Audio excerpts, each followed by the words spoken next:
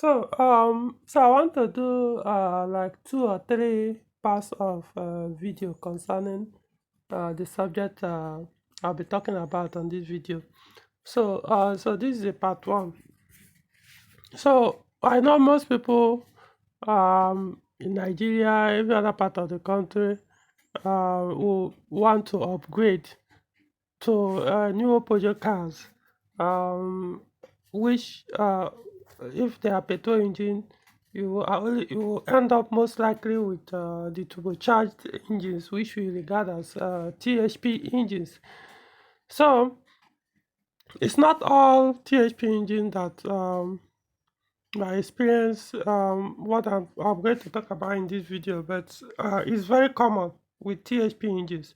So um, first, of course, I will always advise if you want to buy any of these used Peugeot cars, I'm talking about used ones now, with these turbocharged engines, um, I would suggest or recommend you get an expert to inspect the car for you. However, I also understand that not everybody may have the access to get someone to do that, an expert to do that kind or provide that service.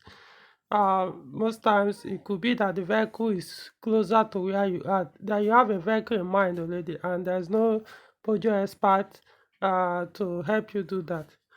And or there could be other reasons. Maybe you can't afford such people or whatever reasons. So it doesn't matter how good I might sound in terms of asking you or recommending you get an expert to inspect Peugeot vehicle for you. I still know that eventually people will see, for whatever reason, who want to blindly buy or risk it to buy used Peugeot vehicle without any pre-knowledge of what to look out for or how to be able to identify some issues that you should walk away when you find in a vehicle. So walk away from buying that car. Anyway, so I'm just going to point out one of the things to do if you are out there to buy a used Peugeot vehicle with a turbocharged or THP engine. Now, first thing, you need to take that car for a drive, if possible, on a highway, expressway, or freeway. You just need a road that will be free so that we'll be able to do this test I'm talking about. Of course, you could still do your other inspections. If you don't know what THP engine is, you are looking at one of them in the picture. You can also go online. There are various models of THP engines, so they don't necessarily all look alike. So you can go online and search for other ones. However, I don't know how you'll be able to um, make it happen, but you need to test drive the car. And wherever you need to test drive the car, it needs to be free. You need a free road where you can be able to push the car. I'm talking of vehicle speed now. Push it up very high, not necessarily the highest, but high to be able to do the test I'm going to explain. So it's something you need to discuss with the seller, the dealer of the vehicle you want to inspect. Number two, you need to also get the permission from the dealer before you go on the test drive, or the seller of the vehicle, that you need to do the car, push the car engine very hard. You need to push the engine hard, and you need to agree with that. And you also need to accept that the reason why you want to push it hard is there's something you want to test to confirm if the car has that issue. Unless he tells you beforehand that the car has that particular issue that I want to explain in this video, then you probably might not even bother anymore. You can continue with the inspection, diagnose the car to know if you can tell what could be the cause of that symptom or issue going to explain. But if he's claiming, or the dealer or seller is claiming the car doesn't have the symptom of what I'm going to explain, that you need to find out, or that he has no idea if he has or not, you just have to do it. However, you need this permission. The reason why I say you need this permission is he might not like what will happen if that car has that issue, and it might become a problem when you eventually don't buy the car. You know, he might insist that you cause that problem. For me, I could drive that, I could inspect the car without necessarily driving it, even though from what I could find from the error fault, I could tell that the car will have that symptom. Even though if I had the opportunity, I could still drive it. But whether I drive it or not, I could tell if the car will have that issue. Even if it's a short, wherever I'm going to drive it, the road is not that free. There's a way I'll be able to do that to ascertain or get the idea, or back and drive it, come back, scan the vehicle. There's something I will expect to see if he has that problem. But you are not the expert, so you rely more on what I'm going to explain. So get him to accept. If not, I would suggest don't do it. So if you still want to do the car, go ahead and buy. But it means you are risking to what I'm going to explain. The reason why you need this permission is because, see, you might enter a trouble that you might not be able to get yourself out of quickly if that symptom comes on. Even though it might be there, but he might claim you are the one that caused it on the vehicle. So that's why you need that permission. You need to explain. Now, what's the symptom I'm trying to talk about? THP engines, remember, turbocharged engines. So most times they suffer. What I mean, I won't say all of them. Most times, some of their issues are power loss related. Engine might be sound, everything, but for some time, depending on how you drive, sometimes there'll be the engine will become underpowered. Let me not say loss of power. You look as if the car just died off. No, talking about underpowered that is supposed to be. In other words, let's assume the car has 163 horsepower, and as you are driving, now the car moves as if it has 10 horsepower. That even bicycle can even overtake you. That's what I mean, even though the car is moving. So one of the things you need to find out truly whether you scan the car or not. But in your own case, you might not find out when you scan. You need to drive that car, and you need a road to be able to get it close to at least 100 kilometers per hour. Personally, I would suggest 130 kilometers per hour, but at least close to 100. But it's not just necessarily just getting it to that vehicle speed. It's how you get to that vehicle speed that determines if that symptom will come up.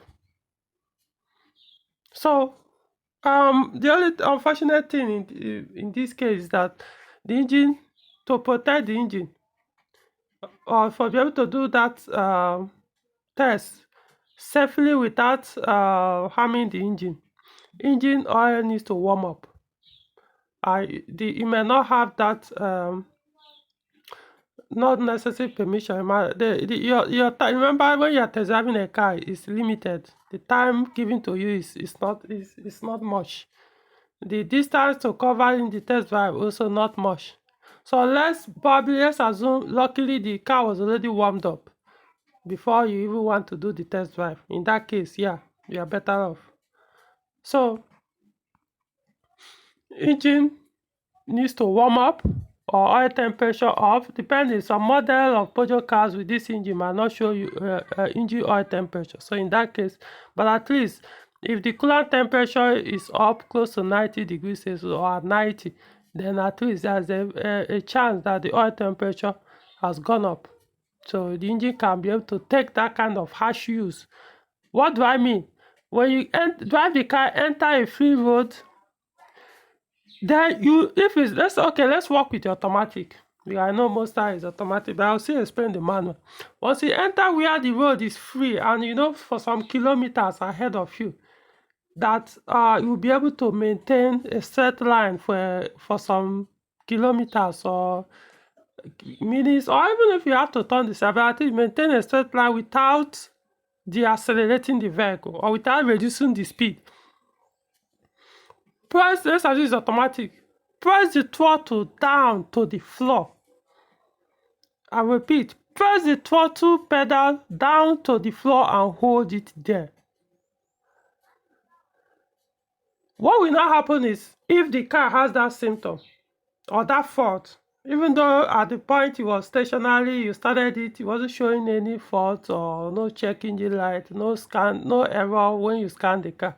But if it has this underpowered issue, which is turbocharging issue, if it has that problem, what will happen is this: press it down, hold it to the floor. If it's automatic, the car will pick up.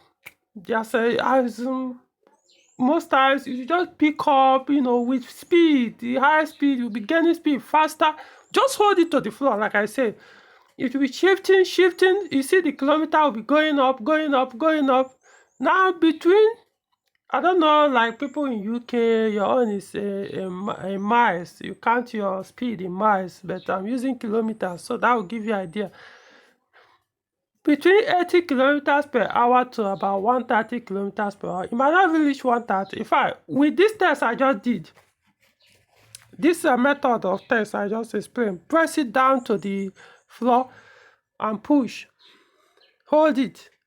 By the time it gets to like 100 kilometers per hour on the speedometer, all of a sudden you notice the car will just lose power, as in the vehicle speed will just stop. The car will reduce. You look as if you are no longer accelerating the car, even though your throttle is still on the floor. But if you are holding the throttle on the floor, by the time it gets to like between 80 to 100 kilometers per hour, all of a sudden it now looks like you see the RPM will start dropping down. It's just like when let's assume your fuel pump is weak and you press the throttle down. You might gain speed. After a while you start reducing, or your friction plate is bad. You try to push the car hard, maybe your friction plate started wearing. I mean clutch now, clutch friction plate. You press the throttle, RPM almost to the rest zone. As you want to gain the speed, you see the RPM, no, the RPM will keep increasing, but you see the vehicle speed will start to drop, will start reducing, or will no longer increase the vehicle speed, even though the engine speed is still increasing with regards to weak friction plate or slippery clutch plate. So in this case, once you get to, you might not even get to 80, but let's just assume you get to 80 to 100, you see it. Once you press and hold the throttle down, it will manifest. If it has that problem, you see the car will just start losing speed. You see the RPM will start dropping. Or you now take it to, or you don't push it this hard, but you now need a road that is more free, maybe highway, whatever. You now just accelerate in the normal way you would do, but a little bit harder, maybe close to halfway throttle pedal. You don't need to, in this case, you may not press it to the floor, just hold it down a little halfway to the floor. The car will gain speed, but most in this case, the vehicle speed needs to get close to 130 kilometers per hour. Or if not, at least at 130, not 120, 130 kilometers per hour. Once you get to that mark, if you exceed it and get close to 150, I know this speed I'm talking about, they are not legal on most roads, but I'm just explaining. Once you get it to that point, what you now see is the same thing that happened to when you press it down fully will happen in this case. Once you get to that like 130 kilometers per hour or so, you now notice that you look as if the car no longer increases. The speed will stop increasing. It will just stay at that 130, even though you might even decide to press it down. In fact, the more you try to push it down, press the throttle down, once this symptom comes up, the underpower issue comes up, you see the speedometer will even start dropping. Likewise, the RPM. So once that happens, few things could cause this turbocharging circuit. It's not necessarily our turbocharger is bad, but things that work with turbocharger could cause this. And this is I'm trying to, this particular symptom You might think, oh, well, I'll just change the part, the issue will be gone. It might take you days. No, let's put it might take you an hour. Or it may take you minutes, an hour, days, weeks, or months, or if not close to a year, to be able to solve this problem. That's what I'm telling you. You need to know for a fact before you go in. You could say, trust me, it can be very difficult and very strenuous and very, it could blow up, you could spend so much, yet issue will remain trying to solve this problem. Because it won't tell you exactly what, even though it might give you an idea when you scan, this could be the reason for the cost. But most times, those things is pointing out, those parts is pointing out, not actually the cost. So you keep changing from one part to the other, keep changing one part, issue will remain. What usually will cause this, okay, for example, the turbocharger one, the electro valve attached under the manifold that controls the turbocharger, what's it called? Actuator, wastegate actuator. Yeah, that one too.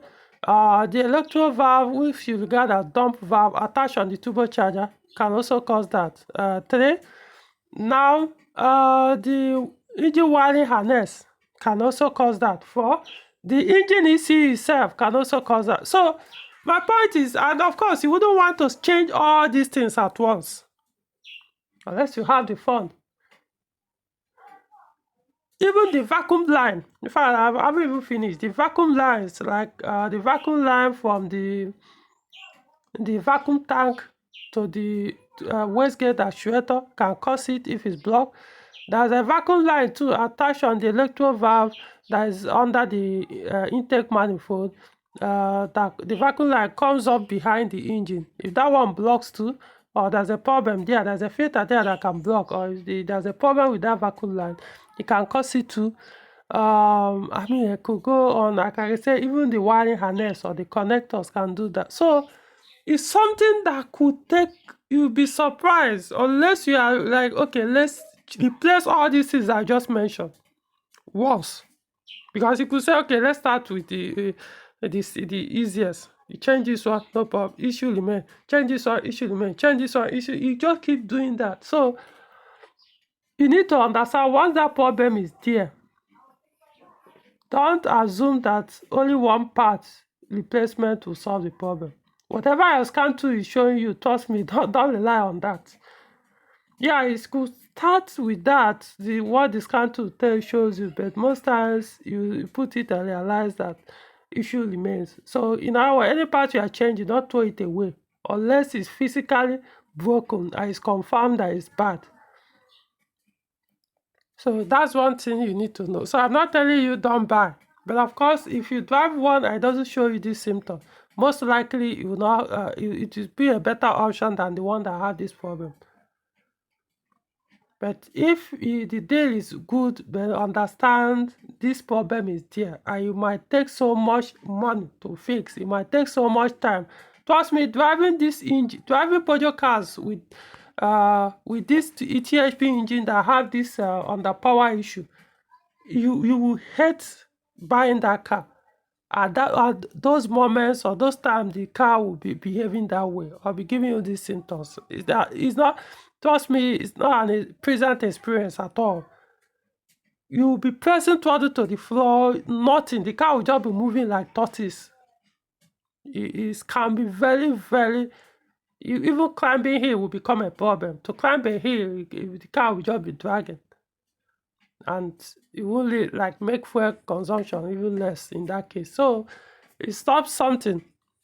You need, even if you are going to, you understand this is what awaits you. It could be the first part you repair will solve the problem, or it could be at a point, like most people, they get frustrated and discard the vehicle. So it depends on how persevere you want to be. Eventually you find out the cause. Most times the cause could even be the wiring harness or even the engine ECU that is causing it. So you can't say for a sure that if you change this one or change two parts, it will solve the problem. So, so like the reason why I say you need to get this permission is you can see let's assume the car didn't have any check engine light, and maybe the owner is not the type that drives above 100 kilometers, or probably he's the type and he noticed this problem but he tried to hide it. And when you start the car driving for 20 kilometers per hour or so, to him, he will claim that there was nothing wrong. So that it was because you push the car hard that the issue now came on. So that you damage his vehicle, you must fix it for him or buy it. So that's why I say you need to get that, because imagine if truly the person, let's assume truly the person have never experienced that symptom. Let's assume it's the car owner that is selling the car, has never experienced that issue with why he was using the car, meaning that he wasn't really pushing the car hard, or maybe it's not really the type that even notice when there are issues like this as far as the car moves, and you now push it and the issue comes up.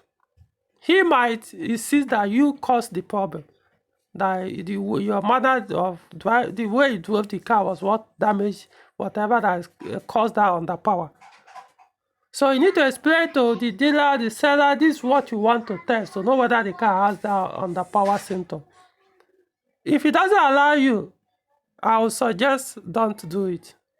If you still want to buy the car, you can still do your other tests or drive the car normally the way you drive without pushing it hard. Or scan the vehicle, check the other wiring harnesses, check the entire condition of the car, other things you look out for. However, I understand that by the time you buy it and now want to test it, when you now have authority over the car, if that issue comes up, these are the issues you will face. Because what usually happens is when it comes up, you could park the car. Once that it becomes underpower, when you park the car, switch off the car, start it again, the power comes back. Not sometimes it will not. But most times when you also switch off the park the car, switch off the car, it comes back on until you do that thing again. Now, what you also I would suggest is sometimes when you do it the first time, press it down, hold it, and shift, get to like 100 kilometers per hour. It might not happen. The power will just be the car will keep increasing speed. Or you drive on highway, push it, goes beyond 130 kilometers per hour. No issue. You switch off the engine, you park the car, switch off the engine, start it again. The second time you drive it, do the same test, it might come up. So I would suggest you try like 2 times. Push it hard. If it doesn't do that, park the car, wait, switch off the car, start it again, do it again. Do it up to 3 times before you get back to where you guys set off from. So if it doesn't do that, then I would say the car doesn't have that problem. So whatever the issue the car will have, I don't think it will really, it won't frustrate you. Trust me, what usually frustrates users of these Peugeot vehicles with this engine is what I just explained to you. Trust me, you'll be surprised. Those people, they will, not all users, trust me, don't get me wrong. Don't get me wrong. I'm not saying every Peugeot car with this engine will have that problem. Some will have the problem. Eventually, they will sort it out. But what it took. Some may come up and luckily for them, the first component they will change will solve the problem. It could be, let's assume one of the electro valve is the cause. You could remove it and see that physically the valve or the solenoid, the turbocharger or whatever was actually broken, or the vacuum line was was plugged in on a different wrong component or something like that, was broken or cut or leaking, something like that. In that case, yeah, you could say it's something you could easily fix. But there are some that are that severe that you keep changing from one part to the other, same part. If you might keep changing one particular part, because that's what scanner is showing you. And as you'll be thinking that maybe you bought a wrong part or low quality part that doesn't work, or you keep changing the same part, same issue remain.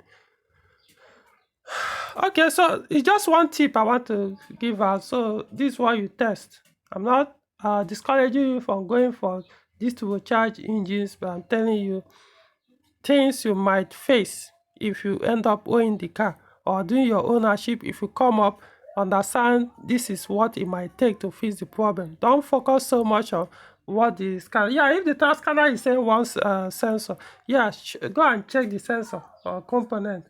But most time it might not tell you is a particular sensor. It just be telling you to be trying to say, giving you idea that it could be an issue between this component and this component. It's now have to be swapping parts until you get what works. Okay, I'll probably do another part of what to look out for when buying THP engine or THP powered vehicle, Peugeot vehicle. All right.